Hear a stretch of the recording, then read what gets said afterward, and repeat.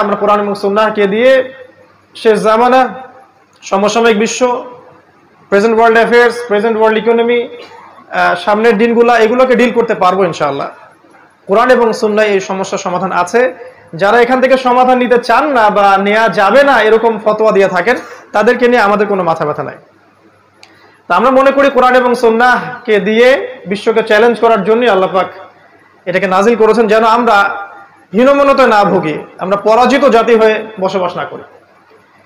যদি আমরা একটু পিছনের দিকে তাকাই, আমরা দেখবো যে ইসলামের হিস্ট্রিতে যতগুলো শাস্ত্রের উদ্ভব হয়েছে, ফর এক্সাম্পল মেডিকেল সায়েন্সের কথা বলেন, ফিলোসফির কথা বলেন, ইসলামিক ইকোনমিক্সের কথা বলেন, তারপরে ওয়েস্টার্ন কালচারের সাথে ইসলামিক যে সংস্কৃতি, এটা সমন্বয়ে কিছু মতবাদ বের করেছে, বা সুফিজম, যতগুলো দেখবেন আপনি, এগুলোর মধ্যে পজিটিভ নেগেটিভ বিষয় আছে, কিন্তু প্রত্যেকটা বিষয় কিন্তু সমসাময়িক স্কলাররা কোরআন সুন্নাহ থেকে গবেষণা করেই বের করেছিলেন।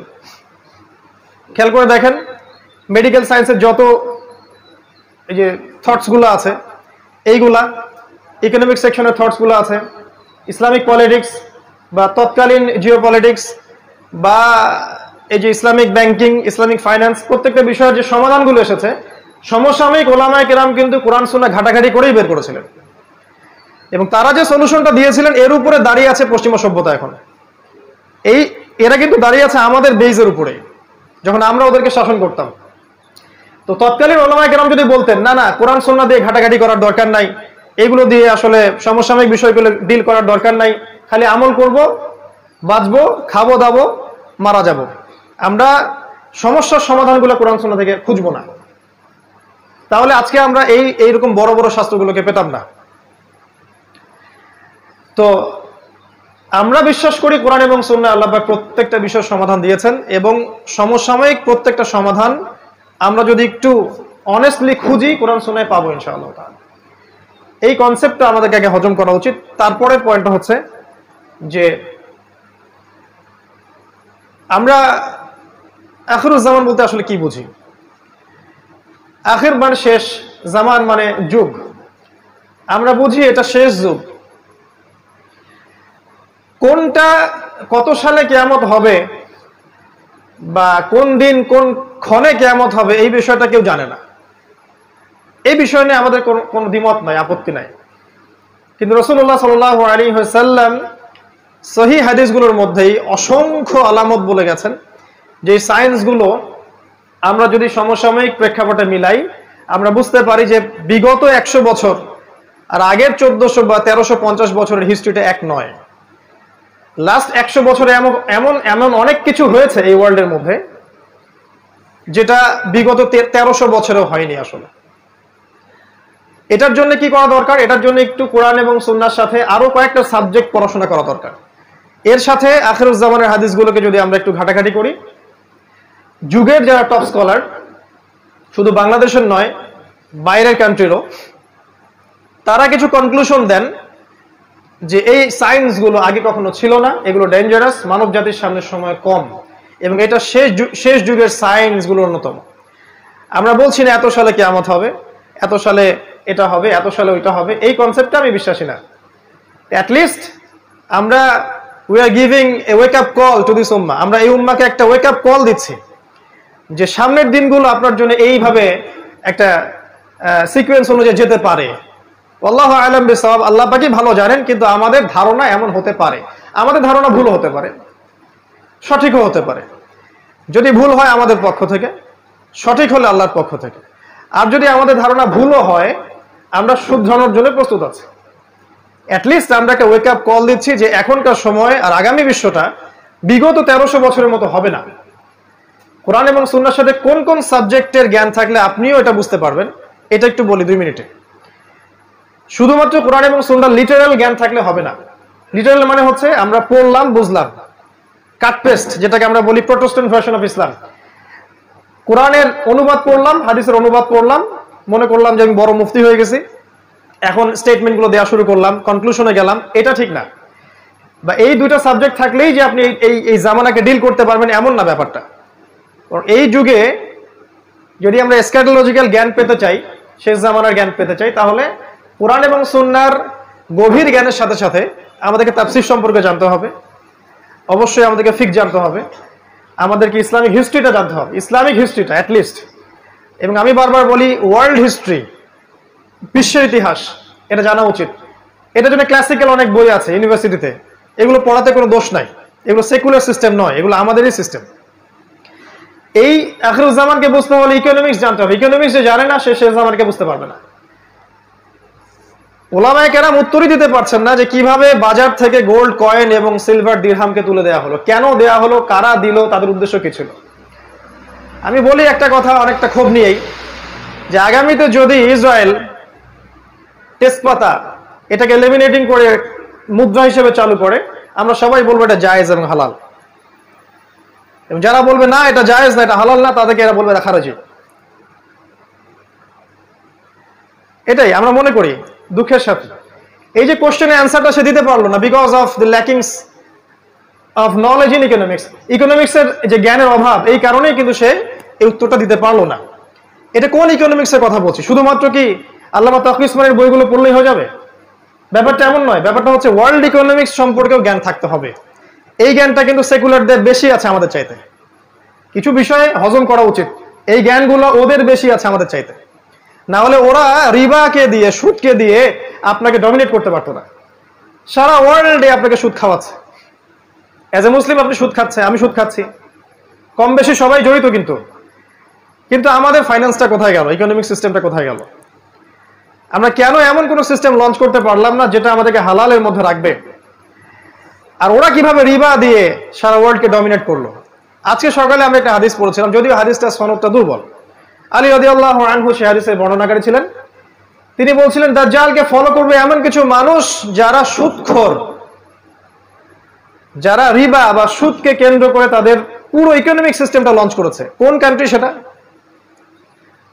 আমরা যদি একটু ওয়ার্ল্ড ইকোনমিক্স ঘাঁটি, দেখবো সারা ওয়ার্ল্ডে একটা কান্ট্রি আছে, একটা সভ্যতা আছে যারা সুদকে দিয়ে সারা বিশ্ব শাসন করছে।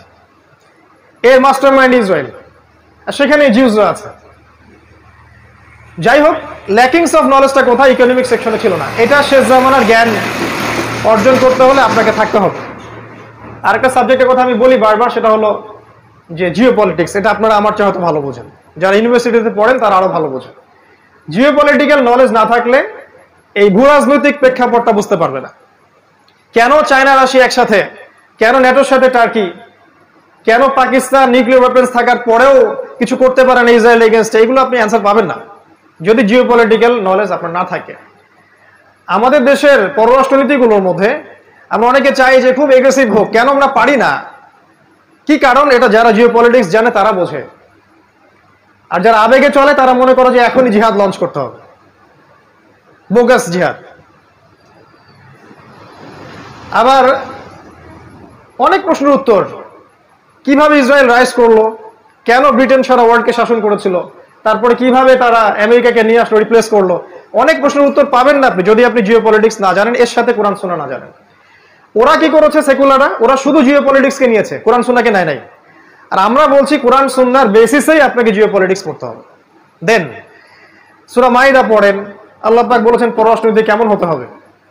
লা তাত্তাখিযুল ইয়াহুদা ওয়ান নাসারা আউলিয়া, আল্লাহ পাকের স্টেটমেন্ট। আমরা কিন্তু এখানে হেদায়েত নেই নাই। লা তাজিদান্না আশাদ্দান নাস আদাওয়াতাল লিল্লাযিনা আমানু আল ইয়াহুদ ওয়াল্লাযিনা আশরাকু, মুমিনদের জন্য সবচেয়ে বড় শত্রু দুইটা দল, আল ইয়াহুদ আল্লাযিনা আশরাকু, যারা শিরক করে। এগুলো কি সাহাবায়ে কেরাম মেনে চলেন নাই? ওই সময় আমাদের মাথা ছিল উঁচু, আমরা এখন মেনে চলি না, আমাদের মাথা আজকে নিচু। জিও পলিটিক্স জানতে হবে। এর সাথে আমি বলি একটা সাবজেক্ট, সেটা হচ্ছে যে ইন্টারন্যাশনাল মনিটারি সিস্টেম সম্পর্কে জ্ঞান রাখতে হবে, যেটাকে আমরা বলি ওয়ার্ল্ড ব্যাংক এবং IMF। আরো কিছু সাবজেক্ট আছে, মূল এই সাবজেক্টগুলো যদি আপনি না জানেন কোরআন সুন্নাহর সাথে, তাহলে আখিরুজ্জামান আপনি চিনতে পারবেন না। এটা সম্ভব না। শুধুমাত্র কোরআন এবং সুন্নাহর লিটারাল অর্থগুলো পড়ে আপনি কখনো বুঝতে পারবেন না আসলেই ওয়ার্ল্ডে কি হচ্ছে। এজন্য যখন আপনি কোনো স্টেটমেন্ট দিবেন, মানুষ বলবে এটা পাগল হয়ে গেছে। তা আমরা বলছি যে নিউক্লিয়ার ওয়ার সামনে আসছে, আমরা বলছি দাজ্জাল জেরুজালেম থেকে বিশ্ব শাসন করবে, পাল্টা পোস্ট দিয়ে রাখলো স্কুল বয় টাইপের কিছু মানুষ, দাজ্জাল খোরাসান থেকে বের হবে। ভাবখানা এমন যে হাদিসগুলো আমরা কখনো পড়িই নাই। আমরা যদি একটা কোশ্চেনই করি, তাহলে রাসূলুল্লাহ সাল্লাল্লাহু আলাইহি ওয়াসাল্লাম মদিনা ইবনে সাইয়্যিদকে দাজ্জাল কেন মনে করতেছেন? Answer me. রাসূলুল্লাহ সাল্লাল্লাহু আলাইহি ওয়াসাল্লাম মদিনায় ইবনে সৈয়দকে কেন দাজ্জাল মনে করছেন? হে ওমর, ও যদি দাজ্জাল হয়ে থাকে তুমি ওকে হত্যা করতে পারবে না, আর ও যদি দাজ্জাল না হয়ে থাকে নিরাপরাধ ব্যক্তিকে হত্যার মধ্যে কোনো ফল নেই। ইবনে সৈয়দ বলছে, আল্লাহর কসম আমি জানি দাজ্জাল কে, তার পিতার নাম কি, বা ইত্যাদি ইত্যাদি। হাদিসগুলো পড়ে দেখেন, বুখারী মুসলিম। তাহলে রাসূলুল্লাহ সাল্লাল্লাহু আলাইহি ওয়াসাল্লাম যে কে ভালো জানে যে কোথা থেকে দাজ্জাল বের হবে, তিনি কেন খোরাসানের কথা না বলে সেখানে গিয়ে মদিনা ইবনে সৈয়দকে ইনভেস্টিগেট করছেন? একটা বিষয় কি, এই সাবজেক্টটা নিয়ে আমাদের দেশে কোনো ফ্যাকাল্টি নাই, কোনো আলাদা কোনো কনস্ট্রাকটিভ কোনো বই নাই, কোনো মাদ্রাসায় এই সাবজেক্টটাকে নিয়ে গভীর পড়াশোনা করানো হয় না, কোনো সেকুলার ইউনিভার্সিটিতেও করানো হয় না। তাহলে একটা সাবজেক্ট সম্পর্কে আমরা কিভাবে জানবো যদি সেই সাবজেক্টের আমাদের কোনো ফ্যাকাল্টি না থাকে? যেমন ধরুন ফিকহের অনেক ফ্যাকাল্টি আছে না বাংলাদেশে? ফিকহের অনেক আলাদা ডিপার্টমেন্ট আছে না? শরিয়া গ্রাজুয়েশন কোর্স, বসেন দরকার নাই, বসেন, শরিয়া গ্রাজুয়েশন কোর্স ইত্যাদি ইত্যাদি। একটা সাবজেক্ট সম্পর্কে জানতে হলে ওখানে গভীর পড়াশোনা করতে হয়। কিন্তু নবী সাল্লাল্লাহু আলাইহি ওয়াসাল্লাম বলেছেন যে কিয়ামতের সবচেয়ে বড় ফিতনা, যার চেয়ে বড় কোনো ফিতনা নাই, সেটা হচ্ছে মাসিহুদ দাজ্জাল।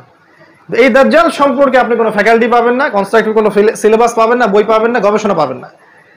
তাহলে যেটা নিয়ে কোনো গবেষণা নাই, যেটা নিয়ে কোনো মানে ফ্যাকাল্টি নাই, কোনো ডিপার্টমেন্ট নাই, কোনো আলাদা বই সিলেবাস কিছুই নাই, কিভাবে আপনি মনে করলেন যে দুই একটা হাদিস বিচ্ছিন্নভাবে পড়েই আপনি সাবজেক্টটা বুঝে যাবেন আর মানুষের সমালোচনা করা শুরু করবেন? যারা ওই সাবজেক্টে দীর্ঘদিন পড়াশোনা করছে ওদের। তো ইনশাআল্লাহ তাআলা এসব স্কুল বয়দের প্রশ্নের উত্তরগুলো আমরা একটা বই আকারে ছাপিয়ে দেবো ইনশাআল্লাহ, কারণ ইন্ডিভিজুয়ালি প্রত্যেকের উত্তর দিতে গেলে আমাদের সময় চলে যাবে, ততদিন না মালহামা শুরু হয়ে যাবে আর কি। তো আমরা আখিরুজ জামানকে বুঝতে হলে এই সাবজেক্টগুলোর দিকে খেয়াল রাখি। আল্লাহ পাক সবাইকে তৌফিক দান করুন, আমিন। ইনশাআল্লাহ তাআলা আমরা একটা সিলেবাস লঞ্চ করে দিব, যেখানে একটা জেনারেল এডুকেটেড মানুষ কিভাবে এই সবগুলো সাবজেক্ট পড়াশোনা করবেন, বইয়ের নাম, লেখকের নাম সহ আমরা বলে দিব ইনশাআল্লাহ, যতটুকু আমরা আমাদের ক্ষুদ্র জ্ঞানে পারছি। এর চেয়েও যে ভালো হতে পারে না এমন নয়, তবে আমরা জাস্ট একটা শুরু করতে চাচ্ছি, এবং এই ব্যাপারটার নাম দিয়েছি আমরা ডিপ্লোমা ইন ইসলামিক স্টাডিজ, এবং সেখানে আমরা অবশ্যই স্ক্যাটোলজি বা শেষ জামার একটা সাবজেক্ট রাখবো, একটা বিভাগ রাখবো ইনশাআল্লাহ।